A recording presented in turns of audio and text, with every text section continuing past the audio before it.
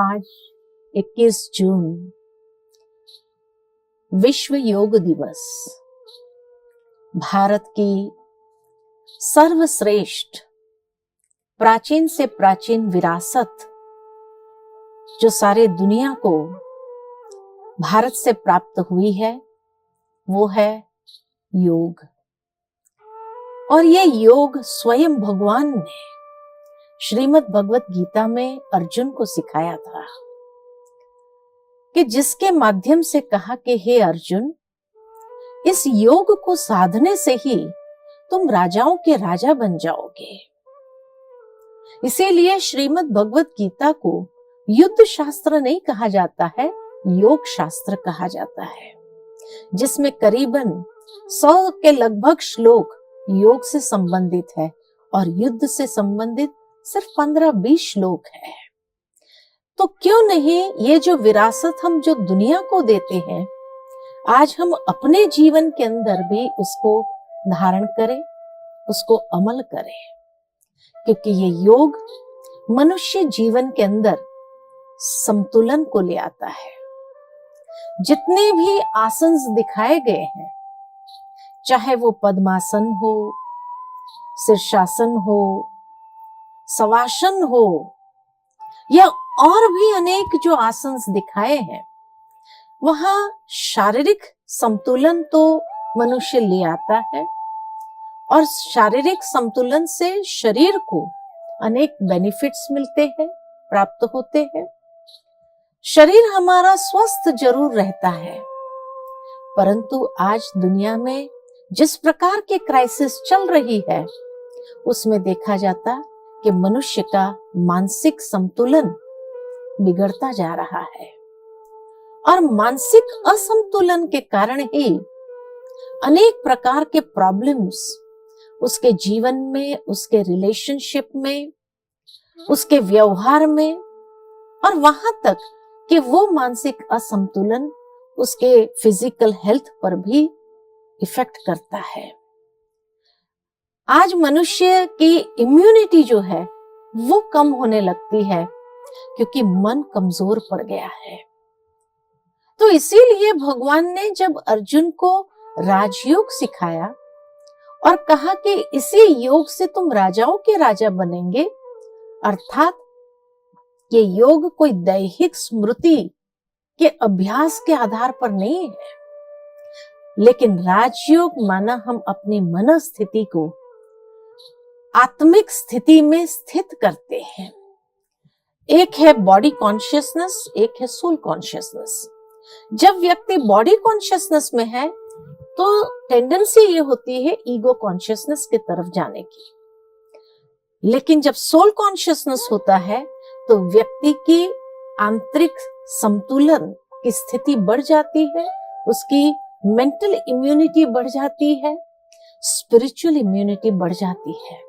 और ये योग इसीलिए भगवान ने अर्जुन को साधने के लिए कहा था, क्योंकि अर्जुन खुद भी कमजोर हो पड़ रहा था, मानसिक दुर्बलता उसके अंदर आने लगी थी, चाहे मोह के वश या अनेक प्रकार के कर्मेंद्रिय जब अधीनता की ओर जा रही थी, तो ये मानसिक असंतुलन उसका विकसित हो रहा था।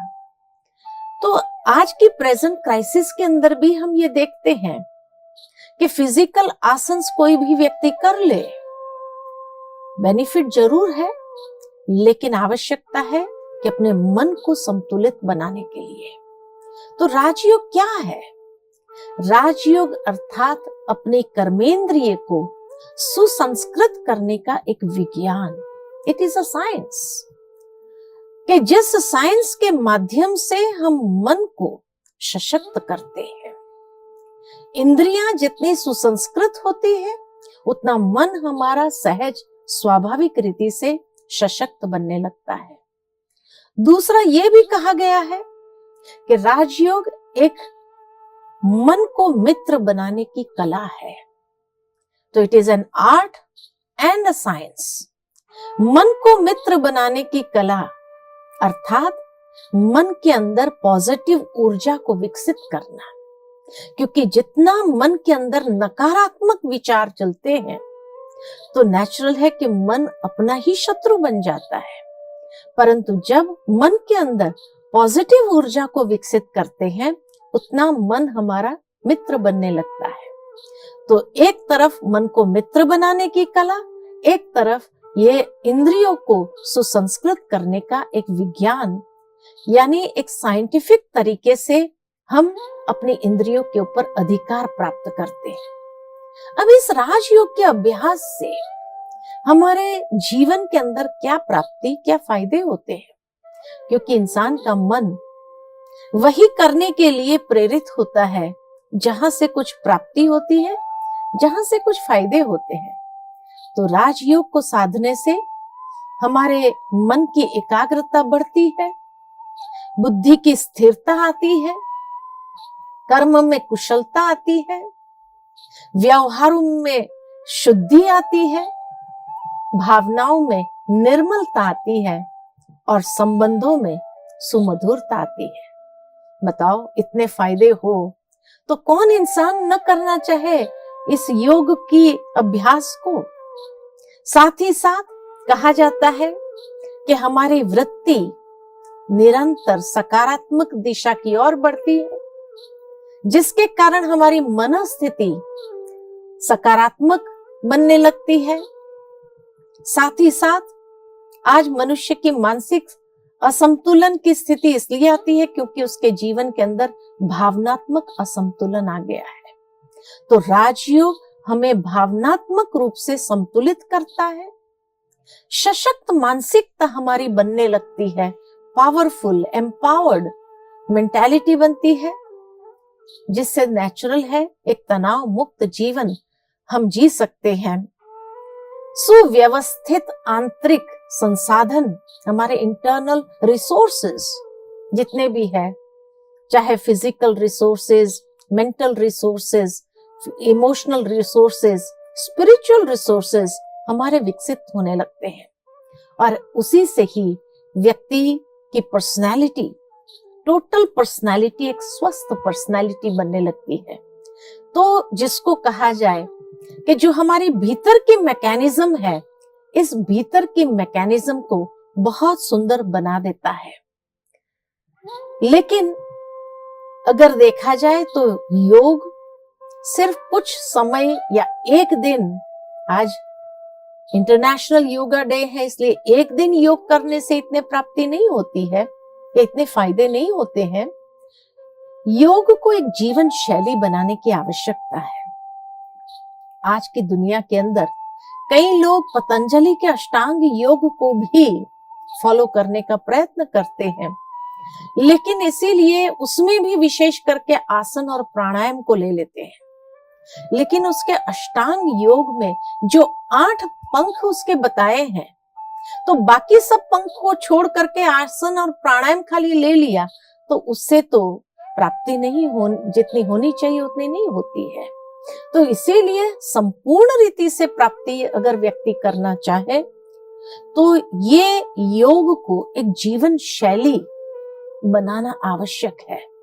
यम, नियम, आसन, प्राणायाम, प्रत्याहार, धारणा, ध्यान और समाधि, ये 8 जो उसके पंख है, उसको अगर डिटेल से देखा जाए कि किस तरह हम उसको अपनी जीवन शैली में शामिल करें, तो व्यक्ति की अगर आज मानसिकता हिंसक बनती जा रही है, छोटे बच्चे के अंदर भी अगर देखा जाए तो हिंसक मनोवृत्ति उसकी बनती जा रही, उसके कारण ये है कि यम के जो 5 परिहार बताए हैं उसको हमें जीवन के अंदर ले आना बहुत जरूरी है।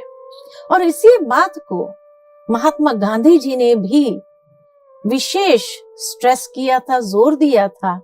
उन्होंने तो अपनी लाइफ इसके आधार पर जरूर जिया, लेकिन आवश्यकता है कि हमें भी अपने मनोबल को मजबूत करना है, मानसिक एकाग्रता को विकसित करना है, मानसिक सकारात्मक मनस्थिति को डेवलप करना है। तो ये 5 परिहार यम के जीवन में शामिल करना बहुत जरूरी है।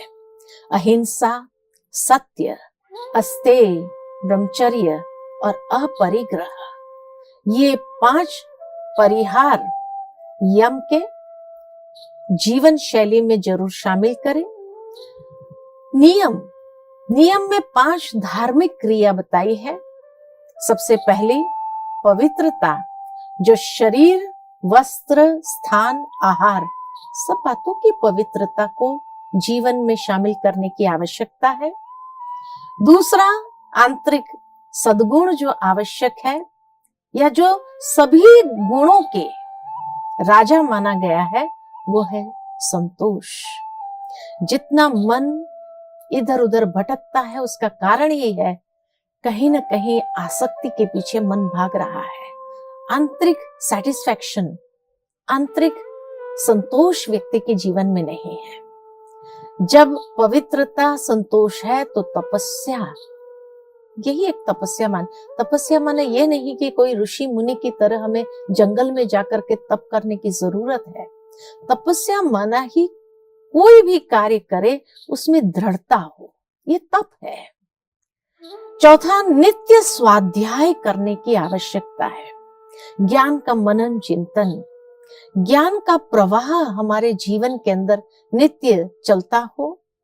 इसीलिए तो भगवान ने भी अर्जुन को ज्ञान दिया, अर्थात स्वाध्याय, और ईश्वरीय प्रणिधान, अर्थात परमात्मा के प्रति आत्मसमर्पण हो। तो ये 5 धार्मिक क्रियाएं बहुत जरूरी है। साथ ही साथ जो पतंजलि ने आसन बताए हैं, उसमें भी विशेष, क्योंकि आज की दुनिया के अंदर देखा जाए तो कई लोग घुटनों के प्रॉब्लम्स वाले हैं, कई लोगों के अनेक गाउट प्रॉब्लम है, आर्थराइटिस प्रॉब्लम है, तो आसन्स में बैठना उनके लिए संभव नहीं है। और इसीलिए पतंजलि ने यही बात कहा कि सुखपूर्वक, जिसमें स्थिर बैठना हो, उस आसन में आप बैठ सकते हैं। मानो अगर आपको घुटने का प्रॉब्लम हो, आप स्थिरता से अगर कुर्सी पर बैठ के कर सकते, तो वहां पर भी आप बैठ करके इस आसन में, जिसमें सहजता हो, सुख रीति से आप बैठ सकते हो, और जिसमें स्थिरता को आप मेंटेन कर सको।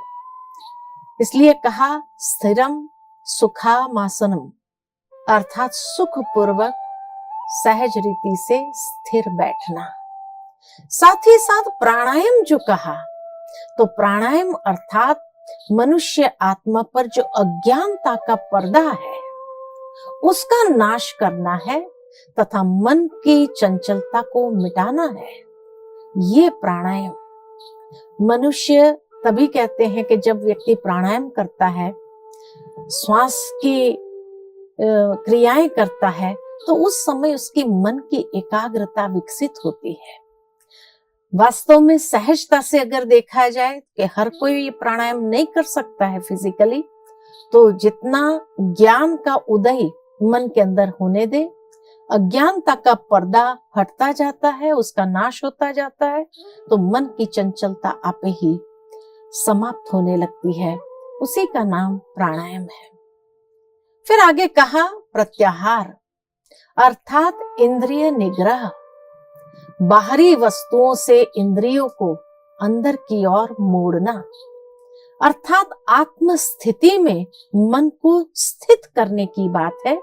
और इसीलिए राजयोग के अंदर या योग के अंदर जब इंसान बैठता है, तो भ्रुकुटी के मध्य में आत्म स्वरूप में स्वयं को स्थित करते हुए बैठना है।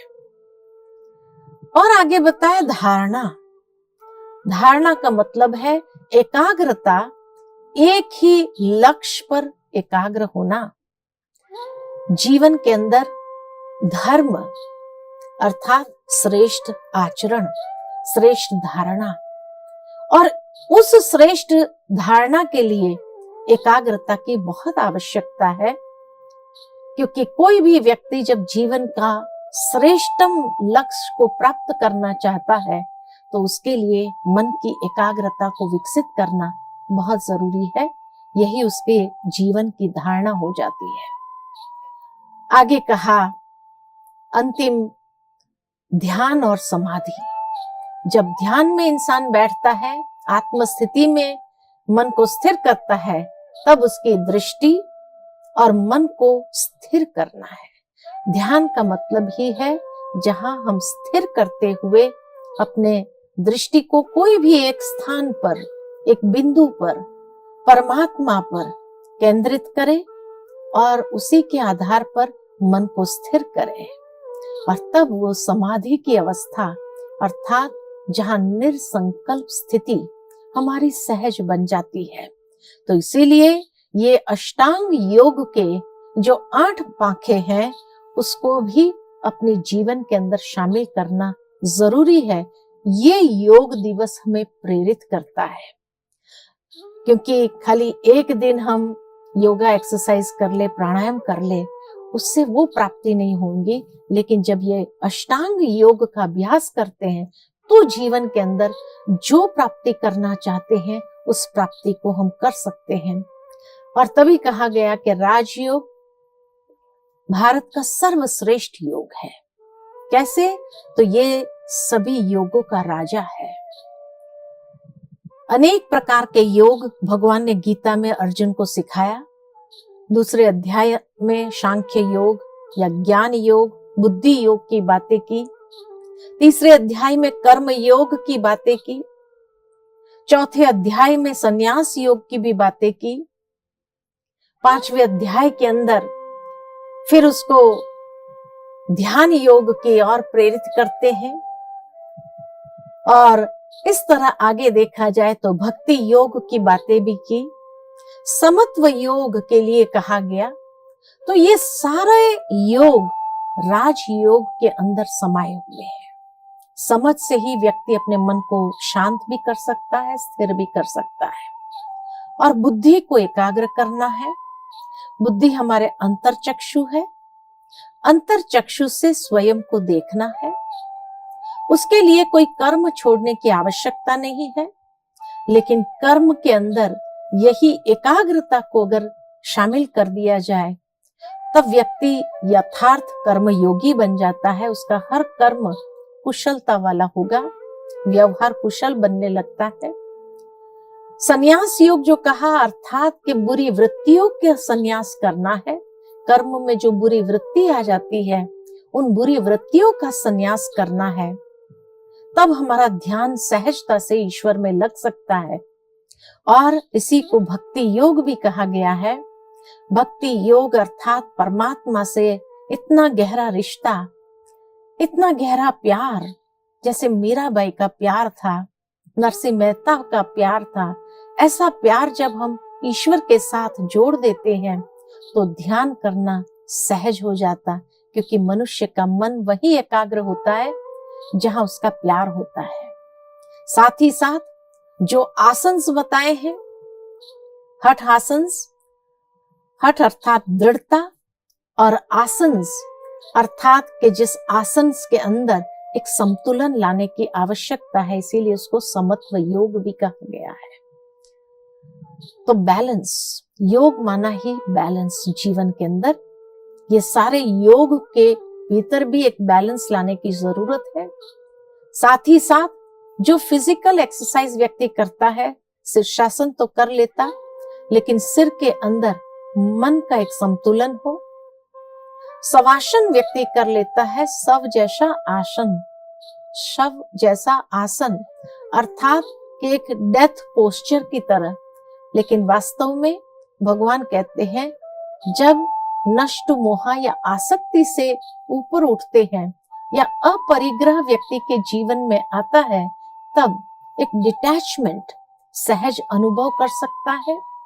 इसी तरह पद्म आसन, पद्म जैसा आसन तो बना लेता है, लेकिन पद्म जैसा जीवन, निर्लिप्त जीवन, अनेक प्रकार की बुराइयों से निर्लिप्त जीवन। तो इस तरह से ये आसन हमें आंतरिक रीति से प्रैक्टिस करने की बात है। तो चलते हैं, थोड़ी देर के लिए मन को भीतर ले चलते हैं। ध्यान के लिए सर्वप्रथम अपने मन को आत्म स्थिति में स्थित करते हैं। अंतरचक्षु से स्वयं को देखे, भ्रुकुटी की मध्य में एक चैतन्य प्रकाश पुंज के रूप में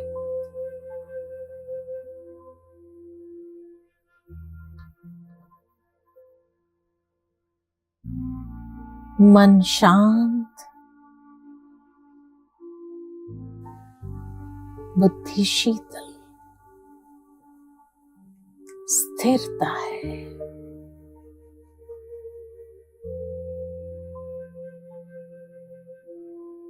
और मैं आत्मा अपने असली स्वरूप में शुद्ध, पवित्र, निर्मल हूं।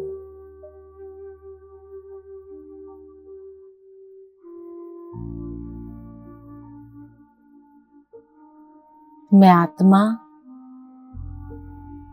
अपने स्वगुण में स्थित हूं। मेरा गुण धर्म शांति है। मन शांत, बुद्धि स्थिर है।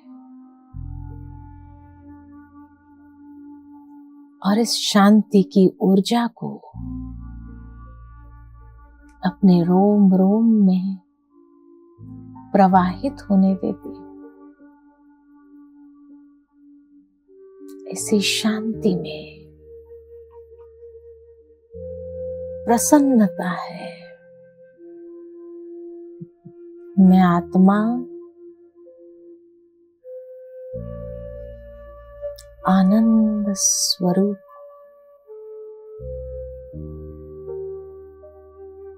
परमानंद का अनुभव कर रही हूं।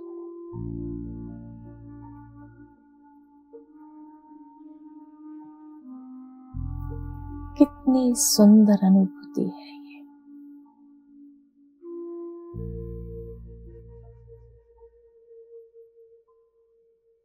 ओम शांति।